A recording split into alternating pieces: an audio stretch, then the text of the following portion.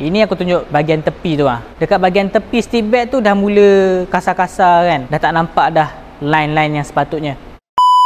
Dekat belakang aku ni, ini adalah Proton Preve. So asalnya owner datang dekat bengkel kita orang, dia komplain ada masalah bunyi lah. Dia bunyi humming. Bila bawa kan. So benda tu dia tak selesa lah. Selalunya kalau bunyi humming macam ni, waktu kita bawa kereta tu, selalunya isunya dekat bahagian bearing lah. Bearing macam mana? Bearing macam ni lah. Ataupun lebih tepatnya ni adalah outer bearing puli lah.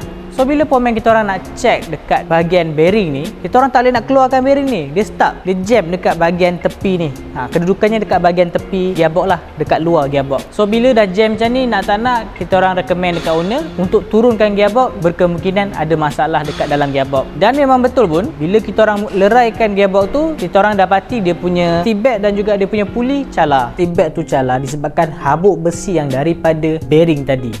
Ini aku tunjuk bahagian tepi tu lah. Dekat bahagian tepi steel bed tu dah mula kasar-kasar kan. Ni puli dia. Kalau nampak tepi tu ada satu line macam itu, bukan garisan itu adalah kesan cala sebenarnya.